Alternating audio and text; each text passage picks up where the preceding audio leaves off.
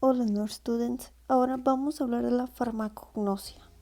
Es la ciencia que se ocupa del estudio de las drogas y los principios activos de origen natural, vegetal, microbiano y animal.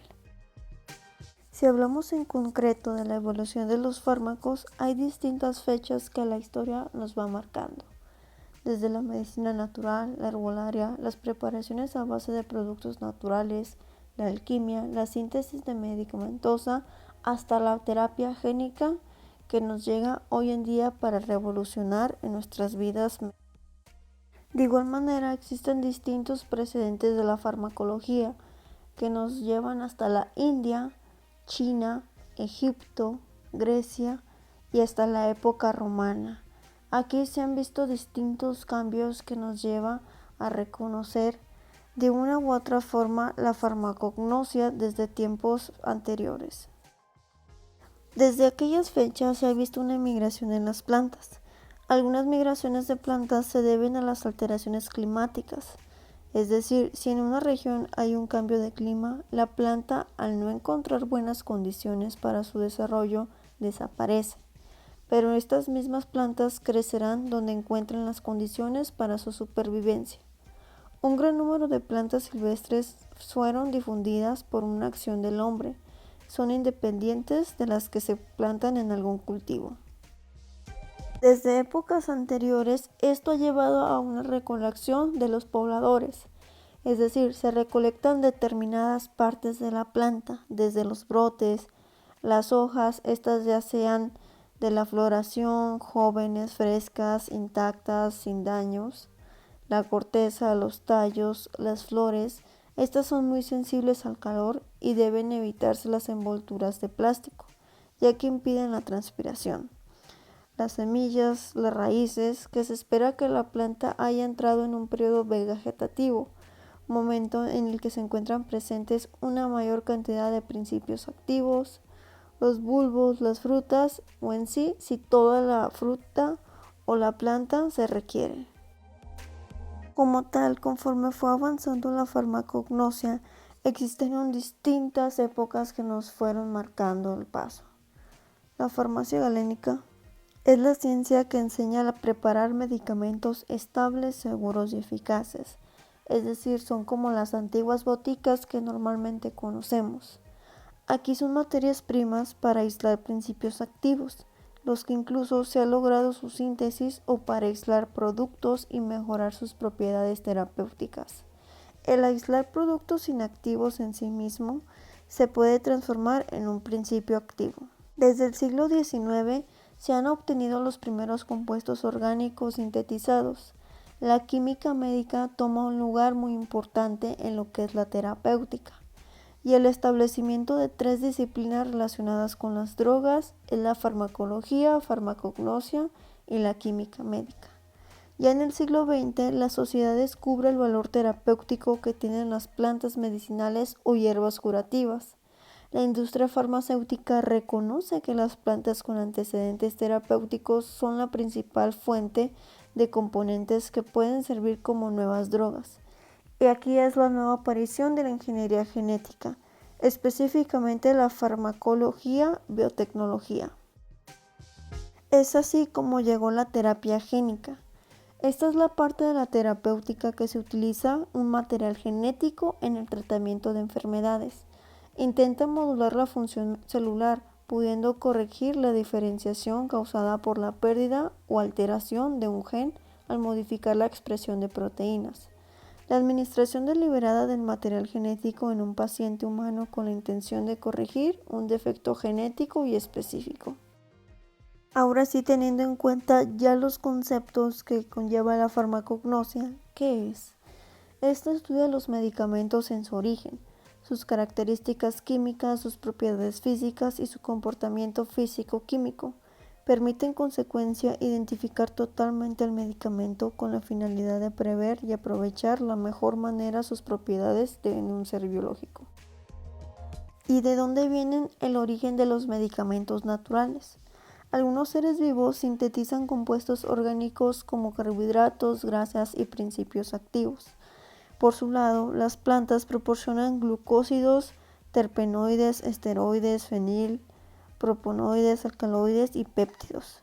Existen 3 factores que modifican estos constituyentes: la herencia, es decir, cada quien con su composición genética en particular; la ontogenia, que es el desarrollo; y el medio ambiente. La biogénesis o biosíntesis de drogas estudia las vías bioquímicas por lo que se obtienen constituyentes secundarios empleados como drogas.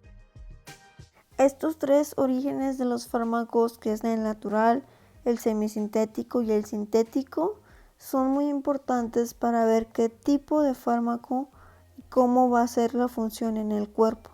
El natural son fármacos que se han sido obtenidos directamente de la naturaleza, por ejemplo, la morfina. El semisintético parte de la molécula procedente directamente de la naturaleza y el resto se ha modificado en el laboratorio para mejorar la estructura química de la molécula. Y el sintético son los que se producen íntegramente en el laboratorio. ¿Qué valor tienen las drogas naturales?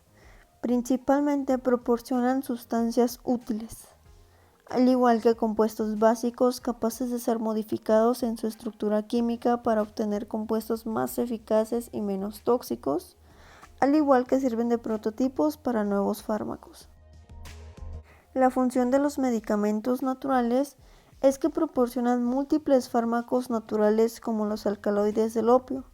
Proporcionan compuestos básicos que al modificar su estructura química se van a obtener fármacos eficaces y menos tóxicos, al igual que sirven para los prototipos en la fabricación de fármacos sintéticos similares.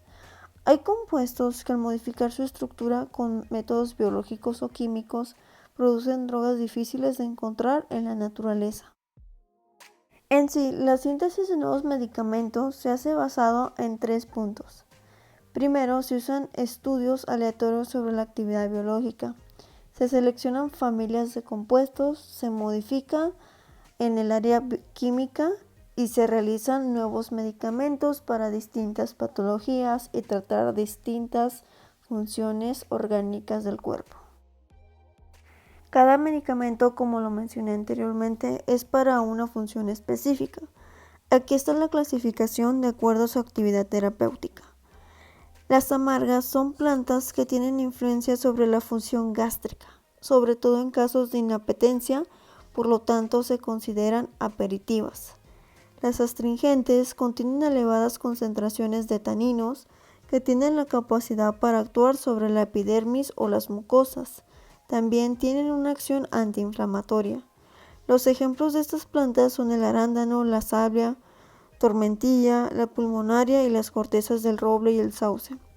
Las vulnerarias poseen también acciones antiinflamatorias y capacidad para acelerar la renovación de los tejidos dañados, por ejemplo, la manzanilla, el melolito y la caléndula. Las carminativas tienen una acción antiinflatulenta, analgésica y antiinflamatoria. A este grupo pertenecen la manzanilla, el anís, la menta peperita y la savia, entre otras.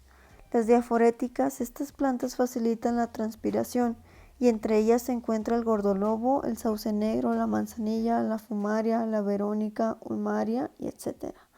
En las diuréticas son las plantas que estimulan la eliminación de la orina.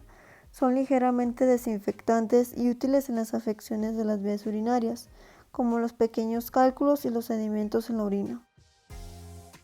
Las características químicas son orgánicas, no orgánicas, mixtas, metales y no metales. Las características físicas son organolépticas, es decir, tiene un estado ya sea líquido, sólido, gaseoso, un color, un olor y un sabor. Las no organolépticas es el punto de fusión, punto de ebullición, solubilidad y peso molecular. En conjunto, un comportamiento físico-químico tiene una solubilidad o afinidad, es decir, puede ser hidrosoluble, liposoluble, anfótero, un pH, ácido alcalino o neutro, un pK, que es el constante de disociación, y ante todo tiene que tener la ley de la acción de masas para tener un efecto duradero y bueno. Por su origen, es decir, animal, vegetal o mineral, por su naturaleza química, orgánica, no orgánica, metal o no metal, por su ubicación y o reacción, es decir, la presencia física, química o acciones físico-químicas.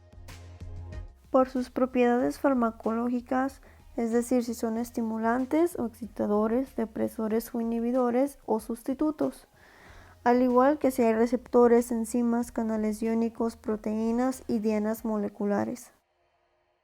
Por sus propiedades terapéuticas, si va algún órgano, diurético, algún aparato, un antiácido, sistemas, sedantes, tejidos, AINES o grupos celulares como hierro. Si hay necesidad comercial, por ejemplo, un compuesto, un nombre genérico, esto cada país o empresa lo va a determinar, o las marcas comerciales. Algunos de los principios activos en los medicamentos son los siguientes: proteínas, hidratos de carbono, glucósidos, taninos, lípidos, aceites volátiles, resinas o alcaloides. Con esto se forman las formas farmacéuticas o los tipos de medicamentos, que son soluciones, suspensiones, polvos, tabletas, cápsulas, perlas, ungüentos, pastas, cremas, lociones, supositorios, gases medicinales, líquidos volátiles, aerosoles. A continuación, por favor, te invito a seguir nuestro siguiente video para que puedas enterarte de las formas farmacéuticas que existen en los medicamentos y sus principales características. Cabe recalcar que cualquier medicamento necesita requerimientos fundamentales para la administración, como es una receta médica autorizada. Tiene que tener características del fármaco, que es la farmacognosia, presentación, gravedad de la patología, lugar donde se requiere el fármaco y a qué concentraciones y las condiciones del paciente. Esto es por seguridad de nosotros y la seguridad que le vamos a brindar al paciente de no reaccionar de manera que pueda causar un efecto adverso. Gracias. Gracias por visualizar nuestros videos. Te invito a suscribirte, activar las notificaciones y compartirnos, para así poder llegar a más futuros colegas.